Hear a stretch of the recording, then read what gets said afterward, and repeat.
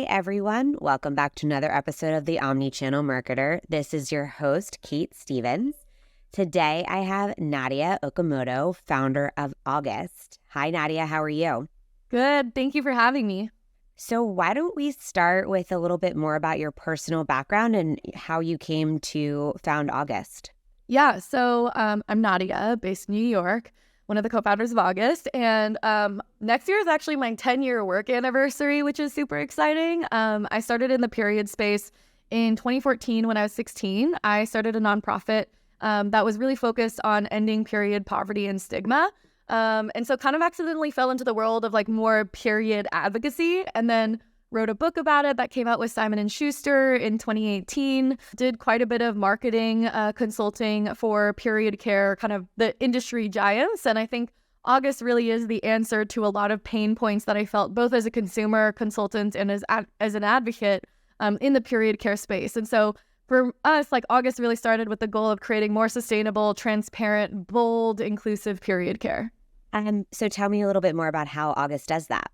Yeah, so we make tampons and pads that are, the key example I always give is like most maxi pads out there have enough plastic for 3 to 5 plastic bags each. Ours do not. And so they have a lot less plastic. They're much more comfortable. And I think a lot of what people are surprised by with our products is that they're so much more significantly sustainable, but they're more comfortable, right? And I think oftentimes we're used to the kind of trade-off of sustainable to comfort or efficacy. And our goal was really to say, we're going to make products that are so much better for the environment, but also work better. So even if the sustainability difference wasn't there, they're still a better product. And so that's a huge part of it. And then our tampons, just being really thoughtful about every part of the product design. So having tampons that open axially so they better fit the natural shape of your vagina, smooth and rounded tip of the applicator. And so I think like there are all these pain points for people who menstruate out there that, we might not have talked about before, but we can all relate to, right? Like sometimes it's not easy to put in a tampon and it kind of gets stuck on your lips a bit. So like it's valuable to have a very smooth and rounded tip for an applicator. And then I would say from a brand perspective, just like existing in our own world where period stigma is not shameful and does not exist, and just being super bold about our period. A lot of people know us from TikTok. Between me and the brand, we have over 5.5 million followers across channels. And we really built and leveraged that online community as a way to drive omni-channel sales, but also as a way to kind of achieve the goal of eliminating stigma around periods and also building brand awareness for the company.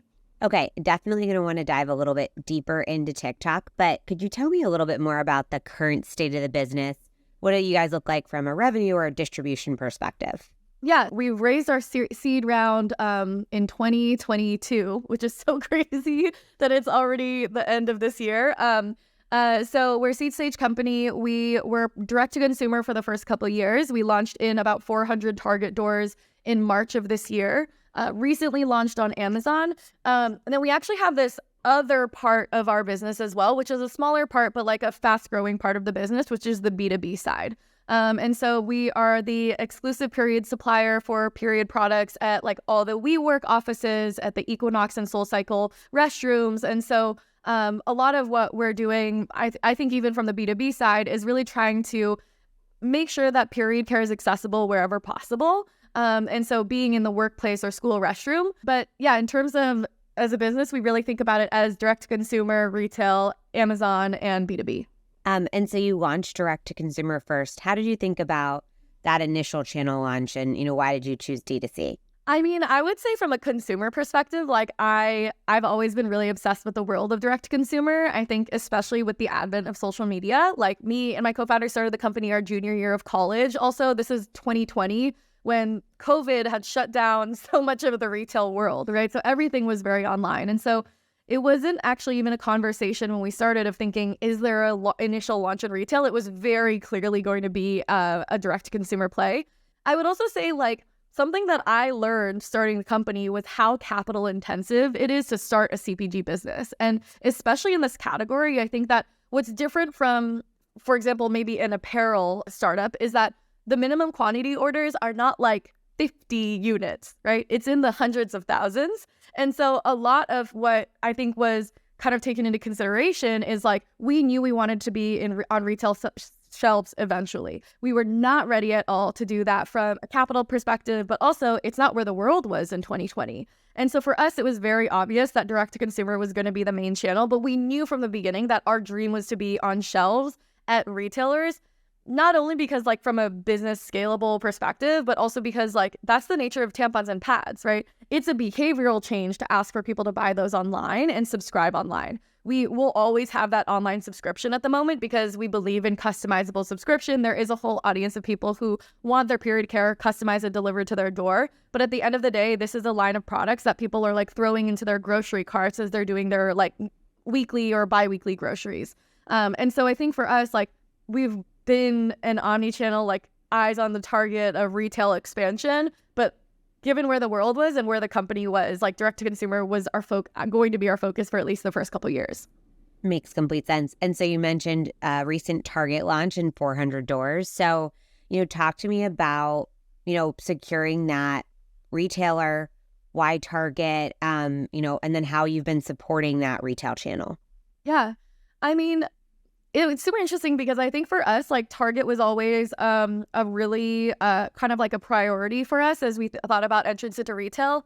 A lot of that is because they've been historically really supportive of direct-to-consumer brands coming into retail, right? I think it's a very different sales game, and there's a big learning curve. And I think a lot of our strategic angel investors from our pre-seed and seed round were direct-to-consumer founders who had really great experiences with Target. And so I think that from a reputational standpoint, that was one thing. It was also where we had the most demand for our products being on shelves. So by the time we were starting to pitch to Target, I had built a following of 4 million followers on social. August had like 500,000 followers across channels. And we were fielding, and we still field so many comments of people saying, we need you on X shelf, right? And so I would say from when we started pitching into Target, that was the most requested retailer was like, why aren't you at Target? We need you on Target. And so it was a really easy way for us to be able to package that demand and show Target like, hey, we have a lot of public express demand for our products being on shelves. And we have a really unique community base, right? We are kind of like more niched down into like Gen Z young menstruators. And I think obviously the Gen Z consumer is a big target focus for a lot of retailers. I would say the social platform is a way that we've really been able to drive in-store purchase and sell through. I guess that's also something that's really uniquely something we can do as a brand in the category, right? Like we have a viral presence about menstrual care, which is I think like relatively rare still. And so that's been a huge part of how we've been able to continue to drive. I think even an example with this is like from when we launched in Target earlier this year, we started using hashtag August Target. Just so that we could track sort of visibility. And like that hashtag now has over 50 million views, right? And we're able to kind of show a lot of those metrics to Target as well. So tell me a little bit more about how you amassed, such a following on TikTok. And then I'd love to, dive into even, the specificity around that, the August Target hashtag, how you use that, then, how you bring that back to Target. I mean, I would say in terms of how we grew on social, it was like a lot of trial and error, and it continues to be. Like I was not actually a TikToker when we raised initial capital. I was not a TikToker until we launched in June 2021, And so I would say from right out the gates, it was like, okay, let's really figure out this channel. And I think it was really with the goal too of like, how do we become a period care CPG brand that doesn't have to rely so heavily on paid and, paid channels of marketing. I think that we came into the world of being a VC-backed startup at a time where there was a lot of tension around like, the direct-to-consumer world being one of raising capital, spending it to acquire customers at really high CACs. And so I think from the beginning, it was a focus of ours of like, let's really figure out the organic channels. And so I think for us, like we knew that was going to be a focus, pleasantly surprised by how viral it went like so quickly. And so I think that even today, it continues to be trial and error, constantly iterating, figuring out like on an hour by hour basis, what's working, what's not working, how do we iterate, what trends are we navigating? And it's something that we'll continue to learn to do. I would say that we still have a lot of figuring it out to do in terms of figuring out how social drives retail presence, but it's something we're excited to keep figuring out. And so how much of your time would you say is dedicated to social and content creation on a daily basis? Probably 2 to 3 hours a day personally, but it all happens usually after work hours. And so like today, for example, like I think this is my like 16th phone call. But this is my last phone call of the day. And so for the rest of today, all I have to do is like make content, catch up on emails. And so for me, it's really something that I do more in the evenings. I think that's the nature of being like an operator / creator in the business. But I think for the team, we have a very small team. We have an 8-person team. We have 1 person on social. And so I think that we're very small and nimble. And I think that we've had to really understand how to like pivot and really optimize how we can navigate like the changing times of CPG too. And even, just since June of 2020, how has TikTok as a platform changed? Are you guys using TikTok Shop? Like, is that your primary social media channel? And how do you think about, just focus in that in general?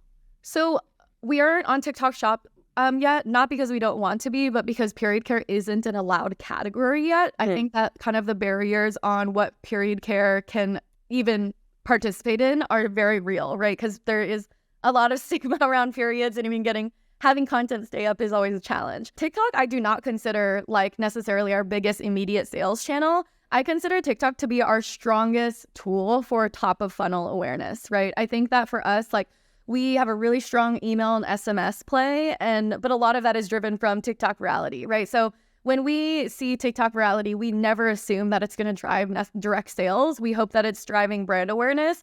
But I think we really think of TikTok as like top of funnel for brand discovery, for then people to find us on Instagram, for people to go to site, for people to sign up for lists. And so I think for us, we really think of it as like pure top of funnel first touch point. Talk to me a little bit about the stigma around period care in general. Do you find that your content, because you're, breaking down that stigma, that's what's really resonating with your audience? I think that like it probably resonates with different audiences for different reasons. I think that like the unfortunate reality of living in this patriarchy is that people still have a lot of questions about their own bodies, and there's a lot of feelings of shame and isolation around something as basic as menstruation. And so I think by ripping off a Band-Aid and saying no period stigma here, we're going to answer your questions. We're going to talk about periods very openly. We're going to talk very openly about symptoms and things like that.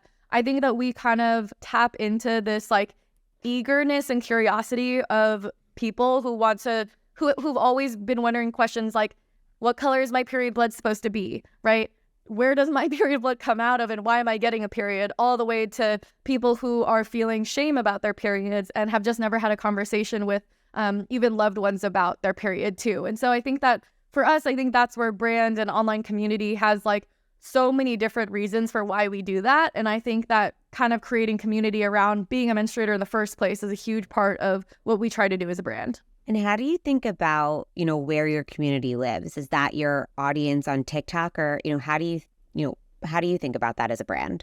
So I have like very strong feelings about this, which is like, I think that the word community is like vastly overused in the world of like specifically consumer brands. Because like when I say community, I'm not talking about like our social following. And I think that that's where community, that word is used a lot. It's like, oh, we have like a 2,000 community, but that's like you have 2,000 followers. So we think of our community as like spaces where it's like more of a conversational exchange, right? So rather than like audience or viewers or followers, our community we consider to be our inner cycle, which is a community we host on the platform Geneva, which is like a private community home on Geneva, which is like a Slack for Gen Z. And so I think of that as our community, and on social, I think of that more as our audience. Obviously, there's a lot of overlap, but when we think about like community building, and our community has been a huge part of developing new products, choosing essential parts of the brand, from the name of the brand to packaging to colors. And so for us, we think of community as more Geneva, where we're doing a lot more listening as a brand, versus on social, we're more of like the person with the megaphone talking to a very large audience.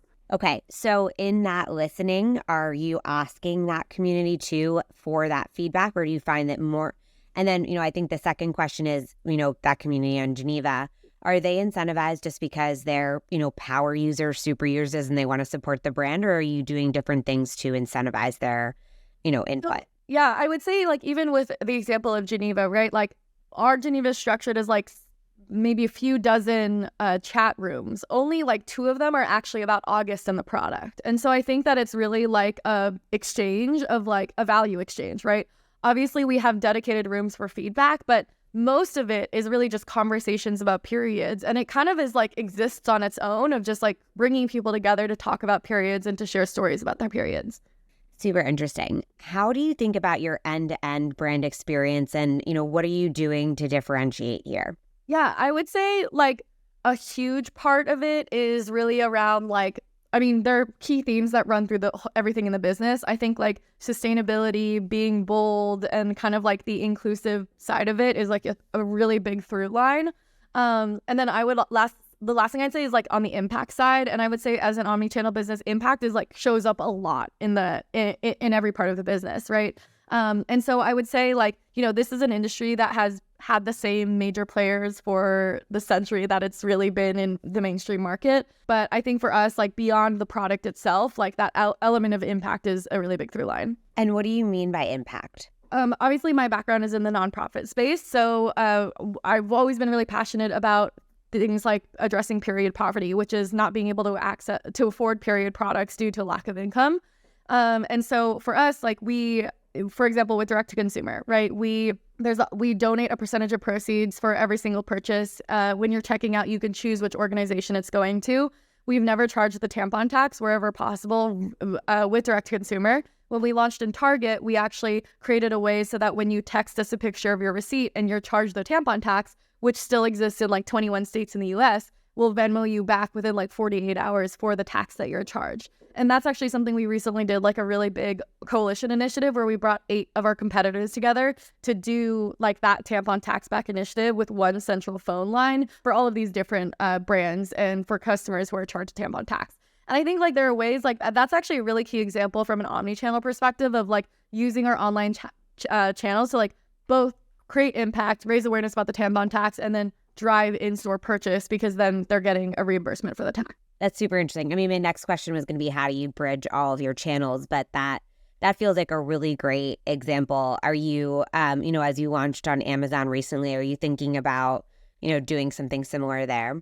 Yeah, I mean, I think that Amazon is very recent for us. I think that like the tampon tax back coalition, even we're still figuring out exact ways to do that. I think that's like something that's definitely going to be a goal of ours. I mean, even with Amazon, we recently started doing content about like HSA and FSA because period products, as of I think one COVID relief bill package, period products now can be covered by HSA and FSA spending. And so even like last week, we were making content about like, your FSA dollars are going to expire, like go stuff up in period products. And so I think there are examples where there are things that we really push for on the impact side that can drive a lot of messaging for sales in different channels. Makes complete sense. I like to ask something that, each of our guests is bold or passionate about. So would love to, hear what that topic is for you. I'm very passionate about periods. I know. It was like so obvious. I would say like that's a really big piece of it. I would say like I think that even though like the vehicle by which I'm doing my work has shifted from like nonprofit to media to influencer to books, like my mission has never really changed, which is like eradicate period stigma. I think something August really cares about and that I deeply care about is also like sex ed is like absolutely under attack in this country. And there's a lot of terrifying legislation that is like rolling back progress we've made about sexual education. And so in a world in which people aren't learning about periods in schools and parents at home often aren't educated themselves as well, people turn online for answers to questions about their own bodily health. And so I think something we think about a lot is like, what is our role, the responsibility that we have as a group, as a brand with a platform, for me as a creator with a platform to really show up in those ways and close some of those educational gaps. So you referenced a patriarchal society earlier, but like, why does our country, our society struggle so much with like this conversation? I mean, historically, if you look at like who's making the legislation, like why is it that when I started this work 10 years ago, 40 states in the US had the tampon tax, which is a sales tax considering period products non-essential goods, so like luxury items. Meanwhile, products like Rogaine and Viagra are considered medical necessities, right? And so I think that there are examples like that, even from a legislative standpoint, where it's like, who's making the rules, right? Like, I regularly am talking to people who don't get their periods where I'm explaining why menstrual care is a necessity, And so I think that a lot of it comes down to a lack of education.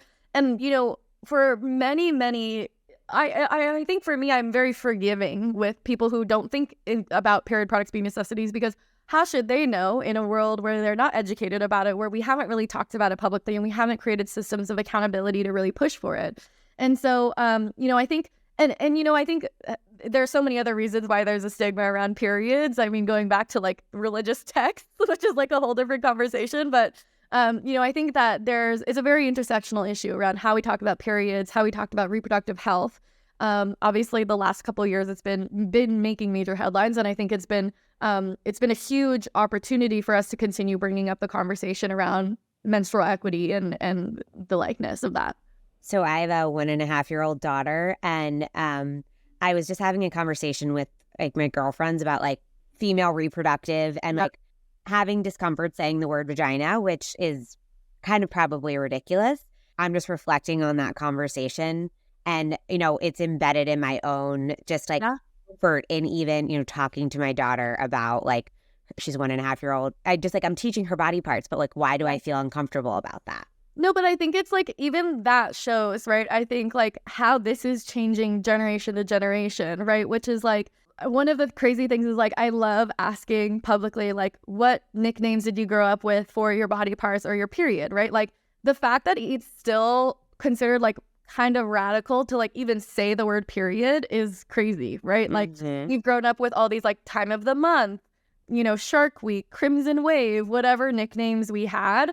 And I think similarly, like we grew up with nicknames for our vaginas. We grew up with like, the one I've been hearing more is like front butt, like people calling their front butt. Yeah. Which like honestly makes sense visually when you think about it. But like, I think that there are examples like that, which is like, we're trying to get people to talk about periods in a world where we've been kind of conditioned to think that it's not even okay to say the word period, And so I think that like, as we think from a generational perspective, right? Like, I mean, I think my mom was very open with me about like calling your body parts what they were, talking about periods. But that wasn't the same thing she was taught from her parents, and very much so not a generation above that. And so I think that that's a huge part of, I think, what we're tapping into is kind of this craving for very open conversations. Okay, jumping into our lightning round. So just like, quick answers on some of your favorites. Favorite omnichannel brand? Oh my gosh. I would say I'm a really big fan of Starface. I think that they really killed it with like entrance into retail, especially like across drugstore to larger retail, has been a huge point of progress too. What do you wish we can change about our industry? I would say one thing is like, I wish it was a lot more like social friendly. Like that sounds weird knowing that like we're in a world of like a lot of viral TikToks, but I think that for me, like I think that I remember doing consulting like 8 years ago about like the potential of like how AI shows up in like the retail in-store shopping experience to digital. And I still think we're like barely scraping the surface of that, of like, how do we connect customers from potentially seeing our products online, in store, and like in the bathroom at WeWork, right? And the fact that QR codes are still like the main way, like that's great. But I think it also shows how much room for opportunity there is in that. Totally. I completely agree with you. Which I guess is exactly what you're doing. Yeah. No, I mean, I started with QR codes, but like, I agree. I think it is like absurd that there's not more connectivity, and I'm just dedicated to building that connectivity across channels. Favorite podcast? I listen to The Daily every morning. Love The Daily. Favorite newsletter? So there's actually one called Back to School by Casey Lewis. It's like a Substack, and it's basically about like Gen Z pop culture. And I'm like geriatric Gen Z. I'm 25. And so a lot of like, I use that as like my way to stay up, because I feel like I'm in like the Gen Z TikTok world, but I don't know like Gen Z trends and Gen Alpha trends now in like fashion. And so, and like celebrity pop culture. And so Back to School is mine. Favorite social media channel? TikTok. Yeah, that was obvious. Favorite book? Pleasure Activism by Adrienne Marie Brown. An event that you're excited about going to in 2024? I'm speaking at Davos, which I'm super excited for. I'm speaking at like a kind of side event there. It's the World Economic Forum in Switzerland in January. That is incredible. Congratulations. Thank you. That's super exciting. Nadya, thank you so much for your time. Where can our listeners connect with you? On social at Nadya Okamoto, and it's august.co on web. Awesome. Thank you so much. I really appreciate it. If you liked this podcast, follow me and the Bridge page on LinkedIn and Twitter for hot takes and tactical advice. If you really loved today's episode, we'd love a review on the podcasting platform of your choice, Apple Podcasts or Spotify. Thanks for listening.